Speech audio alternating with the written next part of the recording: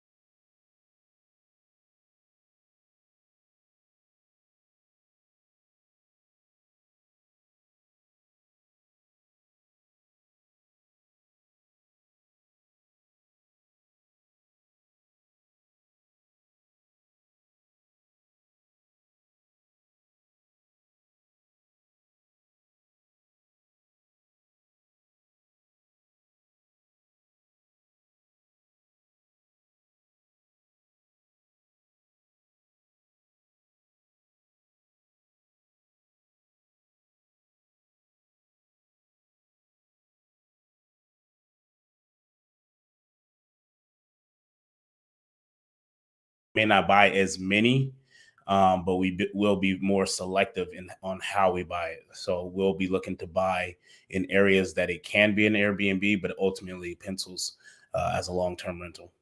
Okay. And our sound was gone. Welcome to the Free Agent Real Estate Investing Podcast. I'm your host, Stratton Brown. And I'm your other host, Michael Butler. Sorry you guys couldn't hear us in the beginning. Thanks, Bob. Can they hear us now, though? They can thumbs hear us up. now. Give some thumbs up. We were muted. Oh, okay. But so you just want to buy some that pencils as a rental, and then that way you have at least an exit. You want more Airbnbs. Yeah. So just depending on just kind of it's really what comes to us. So at the end of the day, if we have more opportunities that come to us as long-term rentals because of the areas that they may be in, but we're getting them at a really good price, well, then I'm not saying that we won't purchase them. But ideally, we'd be looking for something in an area that we could flip and turn into an Airbnb, but it also does pencil as a long-term rental. It looks like you got a new bald head too. Oh man, is that new? Nah, man, it's 2 weeks. It's 2 weeks out, man. My man Nico swung by the house and chopped it up for me. A little mobile barber. When did you start losing your hair? Huh? When did you start losing your hair? Man, this is old, dog. Like my hair been like this, you know.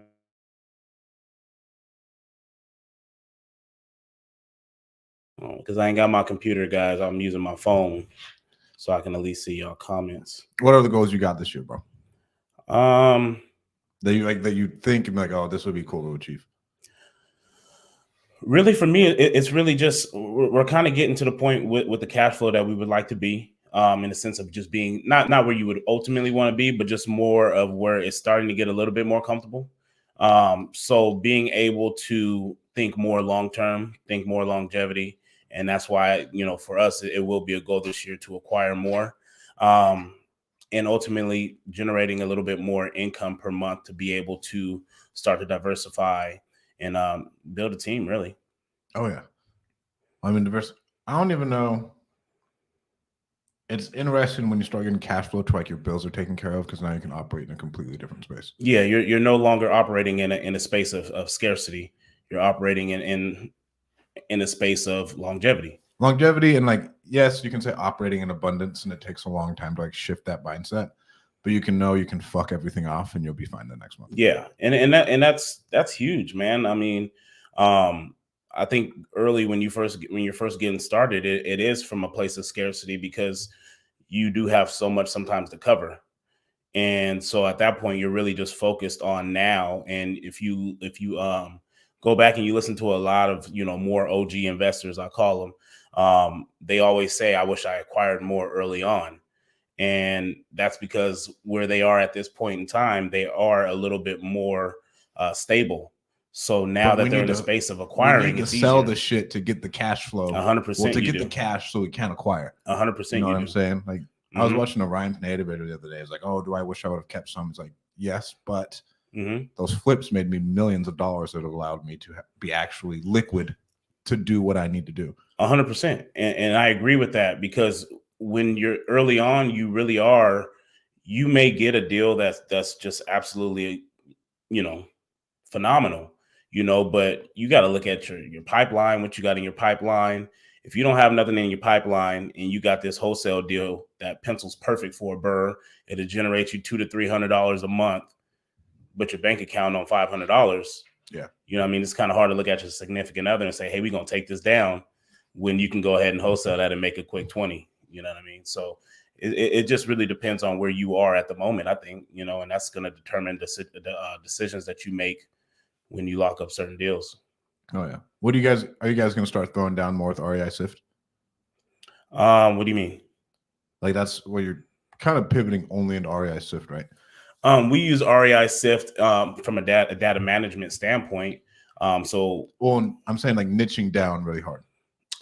We, in a sense of trying to continue to get consistent deal flow, we are niching down to market to those people a little bit more consistently and from all angles. Yeah. We still are going to take that whole, casting wide type approach, but we're also going to be niched down into very tight niches and really targeting them heavily. I love it, dude. I want to speak on 5 stages next year. I got my first speaking gig. Okay. By the way. Congratulations. Thank you. I didn't tell you. You nervous as shit? Yeah, bro, I got to talk for 30 minutes. It's not bad, man. You talking about shit that you already do. But then like I got to pick a specific topic and I got to elaborate on that for 30. I've never had to do that before. Who are you going to talk about? What are they bringing you there to speak on? They said I can speak on whatever I want. Okay. So what value do you believe that you're bringing to people? I think the one thing would be like leadership. Okay. I think that's the only thing that would be, because I'm not going to sit there and talk about like deal flow. Well, it depends on what type of conference you're speaking at. It's a real estate conference. It's a real estate conference. For what level? $1 million meeting. It's like different levels. I'll be sharing a stage with that Cody Hoffine. That's pretty wild. That's pretty amazing, dude. That's pretty dope. Yeah. That's pretty dope. I think, so it's all sorts of investors. I went to the last one, and I met all sorts of people there, like really, really high level people there. Yeah. Other people who weren't as high level, just getting started, all sorts of stuff. It's amazing, dude. That's a different, that's a different growth opportunity, in the sense of what that's going to do, not only for your companies, but what it's going to do for you. And everybody here in our backyard, man, it's what it's going to do for people connected to you, the value that you're going to be able to bring more value just based off of the exposure that you're going to get from doing those things. I hope so, bro. I mean, I love our community, dude. I love our community of investors out here, and me, Dean, and Jason got some big things coming. I see, man. You guys all have your own meetups. We just started our little pop-up meetup, right? That's a little out of my comfort zone in the sense of that's stretching me, right? Just by doing our little pop-up that we having today. But you guys have been doing it in the sense of an event, like this will be like an event. We'll throw an event once a quarter. Jason will do something once a quarter. Dean will do something once a quarter, and I will do something once a quarter. So you're doing three separate ones like you've been doing, or yeah. You guys so like that way we just come together and do one big one, or you guys... all of us will come together, do one big one a quarter. Okay. And then 4. We'll rotate on who's doing a meetup that month, and we'll know like, okay, bro, what's topic are you going to talk about? And then we want to do a lot of like social ones. Okay. So we'll like highlight investor here, like go rent out a brewery, and have everybody come network. That investor will talk for like 10 minutes. Okay. And then just have it be a social hour. Because what I've seen, like people like these pop-ups more because they really just want to talk to us. Yes. They don't really care about it's the access. Yeah, it's the access. Yeah. So with the social ones, they want to be able to come and talk to us. And that's where they get the most value. I think that plays a lot off of your the cigar one that you had. I thought that with Michael Ray, that was phenomenal. Because I think sometimes with meetups, you can get caught up in bringing someone, allowing them to speak. And then by the time that event's over, yes, they still have the networking towards the end or, in the beginning, whatever it may be. But sometimes you lose valuable time. I think a lot of the power in going to a lot of those meetups are being able to have those conversations with people you necessarily wouldn't bump into. I actually think Dean does a really good job with his meetups because he does have a presentation, but he starts it off with the meet and greet. Yeah. And he ends it with the social too. So a social on both ends of it. And that's awesome because you got a lot of investors or a lot of people who, they do got families. So sometimes trying to stick to the end of the event, you don't really get to really take advantage of that social at the end of the meetup if you got to leave a little bit early. Exactly. So being able to do that in the forefront, I think is amazing. By the way, what's going on, Dino? What up, baby? So we'll do the social one. I'll probably throw cigar nights in like April or something and have another one. I'm excited for that. I'm choosing a charity that I want to do right now, but I want to do that separately from our other meetups and let that just be like a charity event that I can host. Raise as much money as possible, auction off some shit. But our social, like one, how to do things, because me, Jason, and Dean were talking. All of the shit that we teach is so accessible on YouTube. Yeah. That it's really not like, yes, there's value, but really people want to come and talk to us and ask us like just whatever questions they have. Yeah, for sure. So now we'll have, I think Jason's doing the first one in January. I don't know. We have a Google sheet that tells us. So Jason will do the first one. Dino will do the second. The second one will probably like a social one. The third one, I'm trying to fly out a dude who is currently the co-host of the Bigger Pockets podcast. Okay. So that one will be pretty dope. You said fly out. Yeah, we'll fly him out. That's what I mean. We had to fly out Pace and Jamil for our like quarterly ones. Is this person exiting Bigger Pockets? No, it's not Brandon. It's Henry. Okay. Who's currently co-hosting the podcast right now. Yeah, who stepped in place of Brandon. It's amazing, dude. That's pretty dope. And I met Henry at a book writing conference. Okay, a book writer. A book writing conference. Okay, I didn't finish my book, and I wrote. I was like, if I don't finish my book for the end of the year, I'll shave off my eyebrows. And I was like, oh. By the end of this year? By the end of this year. So when you shaving those eyebrows? I don't know, bro. I don't know if I want to do it. But you got 2 more days. I got 2 more days. But like, you better drop some money on somebody to finish that thing. Right? We're going to make sure we do a podcast. Matter of fact, we could probably shave the eyebrows on the podcast. We'll shave the eyebrows on the podcast. That's pretty dope, man. I mean, let's do this. When I release the book, I'll shave my eyebrows just because. No, that wasn't. Yeah, because I'm not getting that book done. It's not out of the list of shit that has to be done in my life right now. Your eyebrows ain't high. The eyebrows in the book are not on it. Out of all the, and I know Kalani's on here. Yeah, you ready to see your man with no eyebrows, bro? That's awesome, dude. It's funny that you even bring up the whole book thing because I had a sit down with another investor here, Oscar Rosales. Amazing person to sit down and talk to. I mean, honestly, I think I'm blessed to be able to even get some of his time because my man's always on the go, always knocking, man. And so to get the perspective, I always say that from the OGs, man, to always be able to sit down and first and foremost, it's nice sometimes to get confirmation on what you're doing in a sense of moving in the right direction or just even moving sometimes because not a lot do you look at yourself and think that you're moving. You feel like you're kind of stagnant. So it's nice to get that confirmation. But I was able to kind of sit down with him and he kind of talked about, goals or my biggest thing with him was, he has a really good routine, a really consistent routine. And so really, hard. Right. Getting a good routine is hard. I talked about that yesterday. 100%. And so sitting down with him and really figuring out or listening to what his routine is, what does it consist of? And a lot of it was really just like what Jason talks about it too, writing down your task or writing down kind of what your goals are and manifesting those things every day, sitting down, taking a few minutes to write those on paper. And we've had a couple conversations outside of that. And the biggest thing that he tells me is just like, did you write it down? Did you write it down? And so I started writing. One of the biggest questions, and I'm gonna do another video on it, is when people ask kind of, what do you want? And I always found that as like a troubling question for me. And so I literally just opened up a notebook, and I just started writing. And as I'm writing it, it gets so deep, because when you talk about what you want, you really gotta think about what you have, and why don't I know what I want, and where does that stem from, and where are you currently? And I'm writing this stuff down, and bro, I swear to God, I feel like I'm writing a book. Oh, dude. And as I'm thinking about it, I'm like, this is how people get into writing their books, or just writing a little just what they call it, memoir or whatever it is. What they call journaling, powerful, dude. Yeah, it really is. It really helped me. It really opened me up to really see why I am who I am, or where I am at that moment, and really helped me start to think like, what is it that I do want? You know what I mean? And so I'll get into that on a video sometime soon. But I thought it was powerful. But I definitely was able to see how you can get into writing a book, because once you start journaling, that's pretty much what you're doing. At that point, you're just monetizing your thoughts, because someone's going to be able to relate to it. Well, I don't know if we talked about this. I like the podcast because it's just a journal for me. Yeah.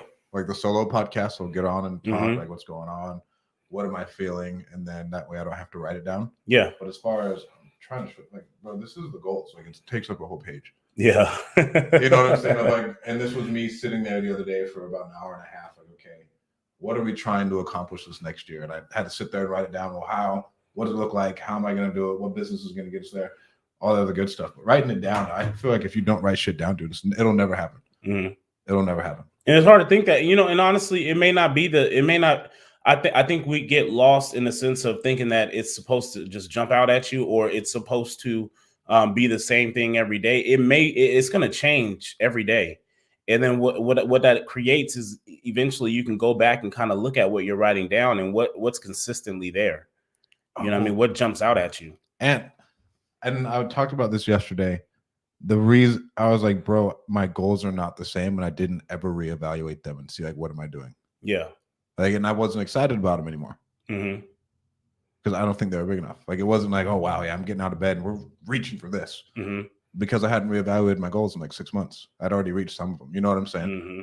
So that just doesn't really, I've never had that happen before. I mean, just the personal growth aspect of whatever the fuck we do. Yeah. But you have to reevaluate your goals, because everything's changing, bro. Wow. Everything's changing. Everything changes. So that was a great opportunity for me, and I can get into it, but I've already had it on my mind that it's something that I'm going to record on my solo podcast. So I don't want to give too much of it away here. So yeah, I'm excited for that one. For me, I don't think it's ever bad to give things away on the main podcast, because you just hash out the thoughts and then you think about it more. Yeah. And you made it, this is like the rough set for your stand-up, right? Okay. So you kind of want, okay, we can break it down a little bit. And so I'm sitting there, I'm at Starbucks. You guys know I got my morning routine. I go read my Project 369 book, all about those frequencies and manifestation and stuff like that. And I'm sitting there and I'm thinking about that question, like, what is it that I want? And I literally had to close the book. And I'm like, how don't I, like, for someone that's so ambitious as I am, how do I not know what I want? Like, because you can say that it's money. I told you, bro. Like, you looked at me like I was crazy. I was like, bro, what the fuck do you want? Yeah, I don't fucking know. And you can say that it's money. And let's be real, you don't want, what do I want? Like, I want more money, right? But that can't be that's not going to get you up every day. You know what I mean? And so when I started really thinking about what is it that I want, I thought about, what got me to where I am. And I always say that I kind of stumbled into real estate. And at the time it was because I needed to make money. So that was my why, in the beginning. And so then you start to make money, and then it's like, okay, now this can't be it. What's the point in making money? Like, what do I want long term? And why do you think, why is it that you don't know? Again, this is brainstorming, right? And so I started to think about just kind of your upbringing, where you come from.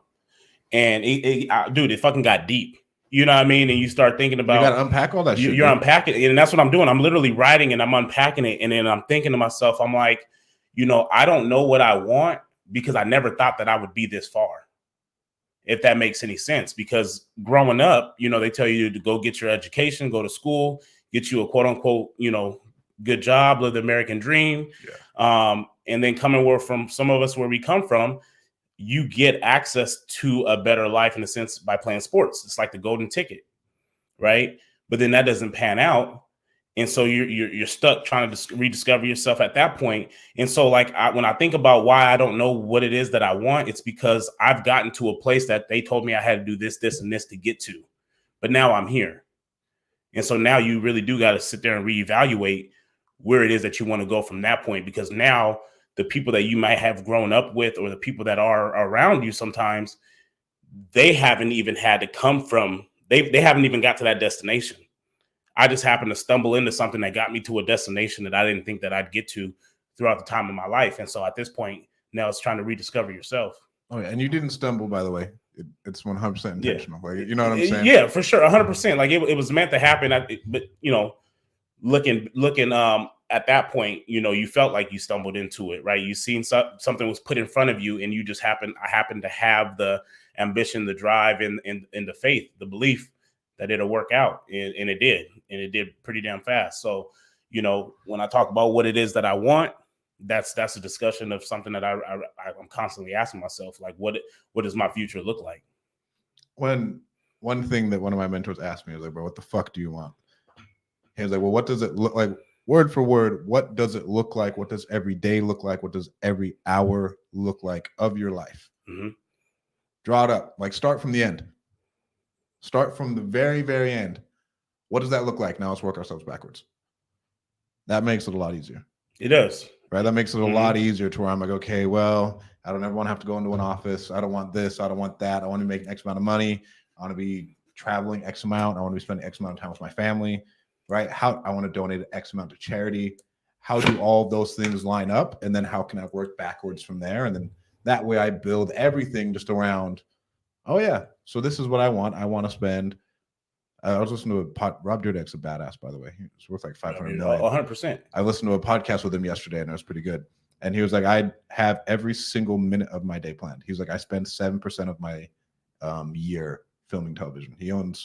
He's 50% of the programming, 60% of the program on MTV, by the way. Mm-hmm. Like 60% is him. He's like the sports center of ESPN. That's pretty dope, dude. Yeah.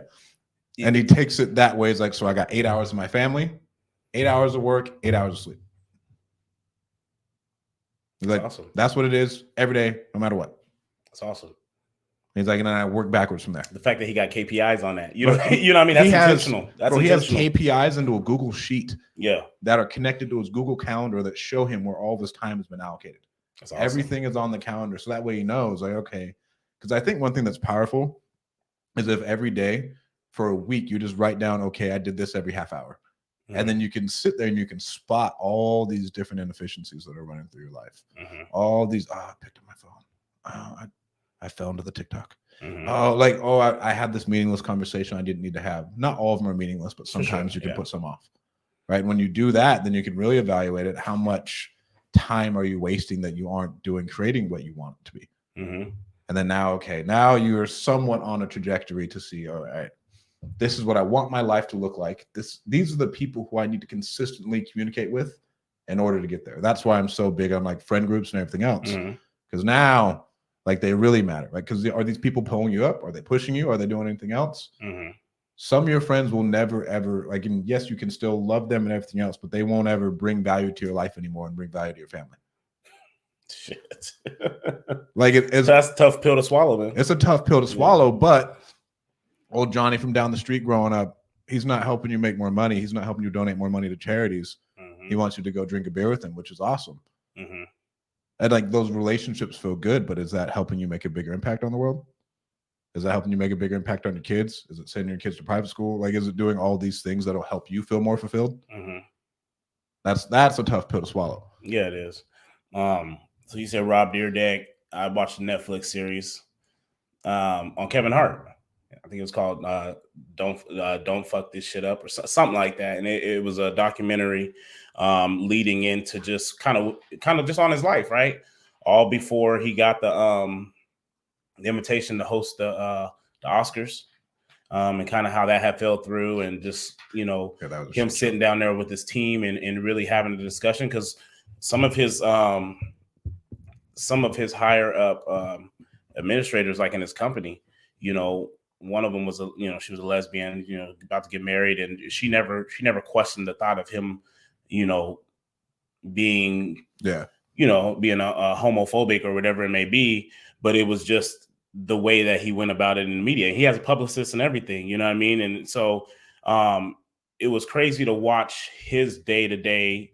And it's funny because I kind of felt like I related to it a lot, in the sense of just like running late to some things, or just like constantly just moving, you know what I mean? And so to see it, a bigger picture of kind of like how it all evolved, and kind of just how his life just kind of just panned out, and how everything, even though it was some bad things that happened in there, it all happens for a reason. You know what I mean? A lot of it has a lot to do kind of where he was going. And the biggest thing was just the hustle and ambition, though. That was the one thing that drove a lot of it. And so I seen that. So that was something that was pretty cool. And I forgot what the second one was that I was going to bring up when I was talking about just what you were saying with the scheduling with Rob Dyrdek, and that brought Kevin Hart to my head. And then it was something else, but I can't remember right now. Keep thinking. 1 minute. Jesse I think it's McIntyre. Yep. Says, what is a KPI? So a key performance indicator. I think of it as, when I do X amount of action, I get a certain result. Mm-hmm. So if I make 100 phone calls, that means I get 1 contract, and I need 4 contracts to close a deal. So that's your KPIs. For me, it just makes it so your life isn't stressful. Hey, Jamil on Triple Digit Flip. For every $1 we spend, we should get $3 back. Yeah, I mean, legitimately. You know what I mean? Like, but that based off tracking your money. You know that off of like whatever. And you should have KPIs for direct mail, your callers, everything underneath the sun. That way you can, what's the word? Predictably and consistently project revenue and profit. Mm-hmm. KPIs, if you want to relate it to sports, right? We call them tendencies in sports. How many times are they running the ball? How many times are they passing it out of this formation? When it's third and short, when it's third and long. You can make an educated guess based off of what they do. If once you cross the 50, or we're in the compete zone, the 25-yard line in, what do they typically line up in? Like that, those are all indicators that will allow you to make predictions on what's to happen next. And so with real estate, same thing. How many dials does it typically take me to get a lead? And if we know this many leads, this many dials will generate this many leads, how many leads do it take to get a deal? So you may be 1,500 dials gets you 100 leads, 1,500 dials a week, right? Essentially say that brings you however many leads that may be. From those leads, you usually close 1 deal. So then at that point, how many deals do you want to make that month? Well, we already know how much it takes based off of our key performance indicators. We know how many dials we have to get this amount of deals. So now you can double it essentially if you want 2 deals. Exactly. I hope that helps, Jesse. That's the number one way to really start like scaling any company, is at least knowing your KPIs. For that way you can feel comfortable spending large sums of money on something that you're going to get a return on. Because wholesaling is not investing, it's a marketing business. Yep. And so if anything, you're just burning a lot of people just burn cash in the hopes that something works. Yeah. If you do it so much that eventually something will come. Like, oh, something's got to happen. I spent like 40 grand. Yeah. Right. But you can't predict it. Yeah. That way you can feel safe.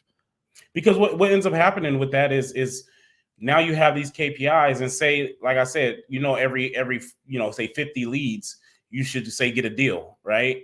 And maybe now you're at freaking 150 leads and you still don't have a deal.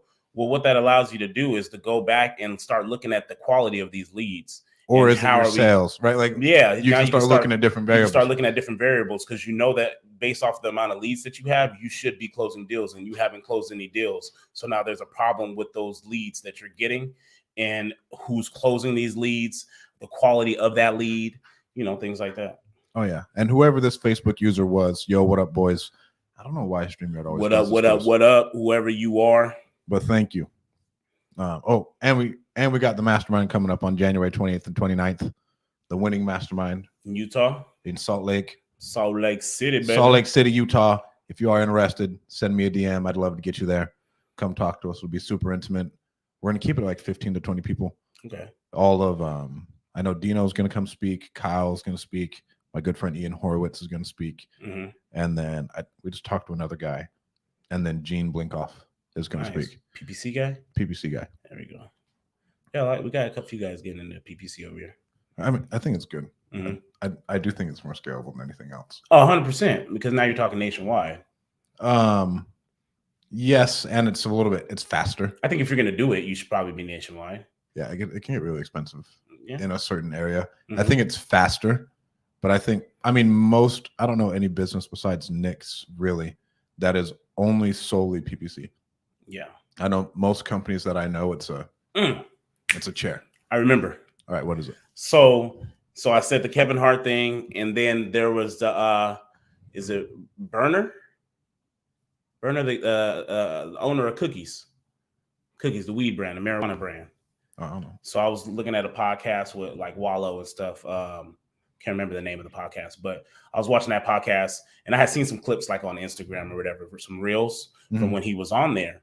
And I was like, man, this podcast seems kind of powerful. Let me, this episode with this dude on there.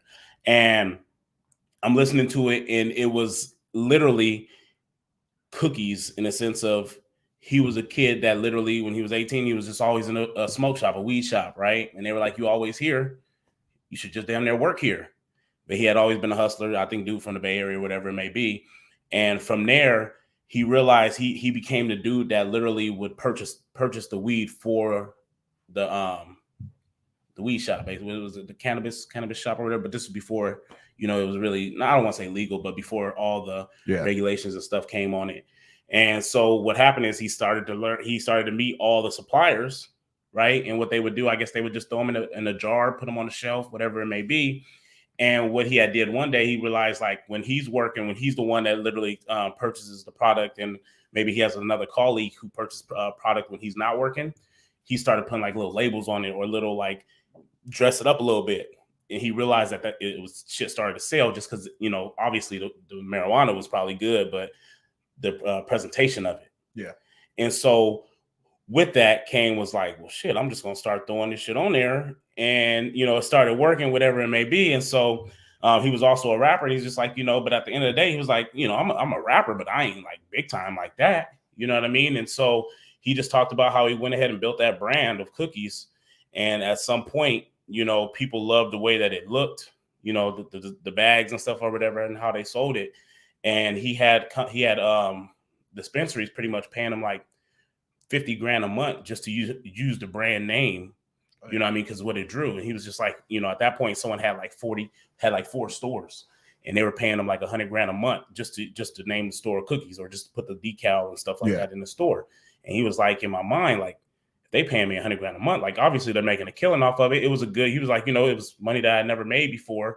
And he got smart. He went and when you talk about marketing, he went and took the dude that I guess did the marketing with LRG, and he had split off, and he came up with Stance Socks. Okay. Right. So he went to that dude and was like, look, I got this brand. I'm looking to up my sales for it. Offered him equity in the company in increments like 5, like 15% when you hit those benchmarks. And literally just based off cookie products, cookie merchandise, I think he said this year that they're going to make somewhere around $55 million. And that's not even the cannabis. So towards the end of the episode, he said the cannabis in itself, as of right now, they were sitting between 400 to 600 million. Right. There's so much. You know what I mean? And what he did there was literally it started with a passion, because he was just like, he loved weed, dog. Like, you know what I mean? Yeah. And so he took that, got smart, hired the right people. And I think that goes to say, like in real estate, we can hustle so much in wholesaling and stuff like that, but wholesaling is marketing. And sometimes we get so caught up in trying to learn PPC, and we get so caught up in the cold calling and learning Facebook ads and all this stuff, when legitimately you can literally go offer, once you have a brand, you can start offering pieces of that equity to people who know how to take brands from this to that, or companies from this to that. And you start to become more of a business owner. I mean, you got to learn how to make money first, right? Like, so you got to learn how to hustle to be able to make money. Yep.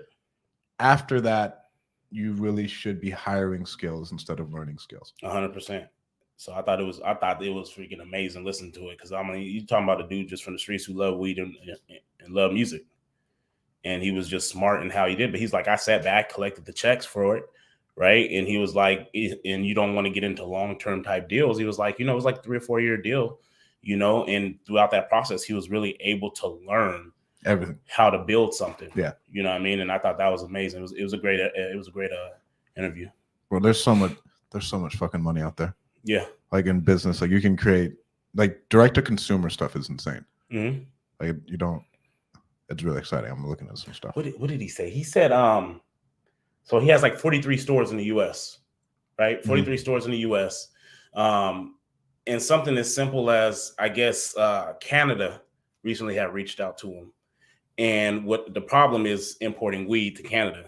Yeah, you can't really do it, so he's gonna have to build a full ass infrastructure in Canada. But a lot of other countries want the product, so it's going to be pretty much like a distribution center in Canada. And he said he had got an order for 1 trick ton, or I don't know, a large number. He's like, we don't even have the infrastructure to fulfill that order. But like, think about how much money that is, because this is a product that's already it's wanted. You just don't have the ability to produce it that's a good problem. That's a good problem to have. That's an amazing problem. Because guess how easy it is to freaking find funding for something like that. Yeah. When I was listening to another podcast with Richard Hart of talking about, if you own 100% of something, he was like, none of these billionaires own 100% of their company. No. He was like, as soon as they start offering up to the public and raising cash and like selling off stock, then it really blows up. 100%. And I was like, that is you're getting really experts, you're getting specialists in certain fields that's helping it grow. Well, and Elon Musk, maybe not as much, because he is like the smartest human alive at this point. But he sells Tesla stock left and right. But like I'm saying, but selling the stock is just selling the stock. He's not giving up equity. Yeah, like so like he's selling the stock, but him selling the stock is not him hiring on a new person. He's legitimately just offloading the stock for whatever reason he feels that he needs to, and diversifying that cash flow. Yeah, and like diversifying the cash flow. But like when you talk about hiring people, some like generally you'll give them like a 1 to a 5%. 5% is really, really big for like employees when they're coming in, or like when you hire them on, like, hey, we'll take it to the moon, blah blah blah. You get a 5% equity split here. Same thing, like here's our milestones that you can get, and then that way they can build their own wealth with you, right? You bring on a COO, takes this thing from 20 to 150. Now they get a 5% equity split in that, and you take it public or you sell it. They're having a good time. That's that business shit, right? Being a business owner and not an employee in your business, right? That should be everybody's goal, ultimately. Yeah, I mean, I guess depending on what your goals are. Even Rob Dyrdek, bro, he's an investor. Like he's a straight up investor. He's not like a in the trenches type of guy at this point. He's like, okay, well, what's my opportunity? I want to have at least a 30 to 7% equity stake in this, and I'll invest money into it. And then he uses his brand to grow it, or his connections to grow. Like it's a fun place to be at when you can do that. And he's like, yeah, we grow things in like 2 to 3 years, and we either sell them, we roll them up, we acquire different stuff. Yeah, it's funny because I seen something on they were talking about like designer bags and stuff like that, and it was a comment. I'm the dude that like to read the comments, right? And so I'm reading the comment, and someone kind of was just talking shit in the sense of just like how people who have a lot of money, how like I don't get how you can go spend $5,000 on a bag, you know what I mean? And it was one of those things, your hard-earned money. And I processed it, and I was thinking, I was just like, it's funny because when you have that type of money, I mean, we can say it's hard-earned, but once you start making money like that, it's low-key easy money. I said, and so I was like, general public believes that was bad. General public believes like, obviously it's your hard-earned money because you're trading your time to make that money. Yeah. And once you start making money, you're no longer trading your time for the money. You know what I mean? You have a skill, or you have some type of value that you're bringing to something or a brand. And now that brand is making you money, but you still got a bunch of time. Well, it's hard-earned money, but it's not, because the more money you make, the easier it is to make money, or the easier money comes to you. Yeah. And you know what I mean? You got to stop. You got to learn how to stop trading hours for money. Yeah. So the outlook on spending $5,000 towards something with someone who has an established business or who has multiple streams of income, it's easy to go spend $5,000 on something because you really ain't got to do much else for it to come in. Like if you're a well-established investor getting passive income from a huge portfolio, maybe you're making, $50,000 to $100,000 a month from your investments, right? So you go spend $5,000 on something, you're not tripping off of it because the next following month or the next following week, you got it coming back to you. Well, and think about, so everybody talked about Michael Jordan having a gambling problem. And if you put it to scale, the amount of money Michael Jordan gambles, they're like, Michael Jordan gambles $50,000 a golf game, but that is equivalent to Michael Jordan gambling a nickel. Yeah. A nickel. Yeah. So tell him he has a gambling problem. He's conservative. He's conservative. The man's conservative. They telling him he cheap. Yeah, 50,000, you cheap. 50,000, you cheap. Man. But like, it all is, bro. There's levels to this shit that you really don't imagine. Mm-hmm. Even in this time last year, I wouldn't even think I'd be here and like doing what I'm doing, and then seeing the shit people are actually doing. Like, oh my god, it's wild, bro. Like it's wild. Like, it's wild, but it's dope to see, man. It really is. It's amazing to see people. Like, you have two different thoughts behind it. Like, I think, what was it? It's like just someone just going out and just buying a car. And people can be like, oh, why would you spend that amount of money on that car? And it's like, for me, it's like, damn, that's fucking dope. Like, you know what I mean? Like, completely different mindset. Oh, hell yeah, bro. Different mindsets because when you make money the way that some people make money, they're not, it's not the same as if you went to go buy that truck. Like, I could be broke as shit and I go try to go buy an Escalade, and it's like, well, shit, why the fuck would I go buy an Escalade? Like, I'm hurt from doing that. Yeah. You know what I mean? But someone with established businesses and good streams of income goes and buy it. Like, I'm not looking at it as like a flex or anything like that. Like, that's just, it's a comfort level at that point where you can make a purchase like that. And you really don't, people laugh about it and stuff like that, but you really don't look at necessarily sometimes what that could be, just like gas prices. That's kind of the level like I'm at. Like, it ain't going out and buying some shit where it's just like, damn, well, you spend all that money on that? Like, I'm just basically at a level where I can go to the gas station, and if you ask me how much gas was, I wouldn't be able to tell you, because at the end of the day, I really don't look, because at the end of the day, I need it. Hey, man, I don't give a fuck. And it doesn't really affect me like that. It doesn't affect your life. I'm the dude that'll go back and look at how much I spent on gas that month and be like, damn, that's crazy. You know what I mean? But just more like on scholarships, right? In college, when we went to go pick up our books from the bookstore, we didn't pay for the shit, but we look at the receipt and be like, damn, $1,500 for the books. It didn't even cost us, you know what I mean? But you just like to look at it like, no, that's crazy. Like, that's kind of how I am with looking at how much I spend on gas each month. I got a hard out in 2 minutes. I got to do a podcast with Dino. That's fine. Wait, you doing a podcast with Dean? Yeah, we're a little late today. I mean, it's 2 o'clock. Come on, Dean. Come on, Dean. Yeah, well, you got any? If you're gonna go set your goals, go read the 12-week year.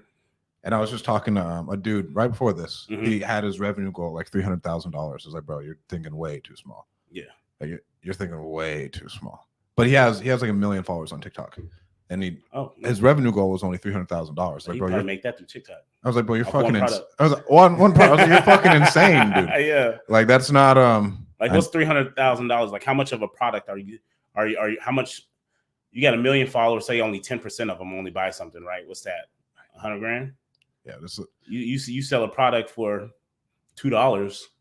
It's and he was like, "Well, I haven't reached the big goal." I was like, "Bro, I don't give a fuck. It's going to take the same amount of energy, and like with the tools you have available, shoot for the fucking moon. Because if I had that, I'd be rolling in the dough." If you want to know the power of like social media and the brands and stuff like that, I use Kylie Jenner as one of the examples when I was talking to my sister-in-law one time. Because she had came out with just, her makeup products, right? Her beauty products. She came out with like a lip gloss, and the lip gloss was probably going for like, I don't know how much they go for. Let's just say $30, right? Well, she got like over 30-40 million followers on Instagram. So I'm like, she doesn't even need all of them to buy something. No, that's if 10% of her brand, if 10% of her followers on Instagram bought that $30 product. I think you're saying, I mean, I ain't a mathematician or nothing, but I would assume that's like close to like 300 million. She, I mean, that's why Kylie Jenner is the example I use for like most brand stuff. Yeah. Direct to consumer. That's the power of fucking brand right there. You only 10%. God forbid more of your followers buy some shit. God forbid. God forbid. So yeah, we could wrap that up, man. We'll be back next week. I should be back by Wednesday. I'm leaving Friday to Dallas. I think okay. Well, depending. We'll figure it out. We'll figure it out. But we'll next time you guys hear from us, it'll be 2022. Hell yeah. You know what I'm saying? So we'll have massive goals. We'll come to the meetup tonight. Come to the meetup tonight. Yeah. Come to the winning mastermind. Reach out to me if you're interested. And then set your goals bigger. If anything, please set it bigger. Go for more. It takes the same amount of. Mark Zuckerberg even said this. They were asking him. Sorry, last little tangent. Yeah. They're asking him, why are you going out and raising so much money? He was like, because I only have so much time in the day, so I might as well focus on something really, really big than something really, really small. You feel me? Then the gas prices. Yeah. Well, if I'm gonna focus all of my time and energy into something for 24 hours a day, it's gonna be a big thing. It's not gonna be a small thing. Takes the same energy. Takes the same energy. All right. Just like it takes the same energy for you guys to go to Apple Podcasts. Hell yeah. And subscribe to our podcast and share it with a friend. We don't ask you guys for shit. Just like our shit, subscribe to it, share it with a friend. Tell us what you think about it. Anything else? No. All right, let's get it. All right. See you guys.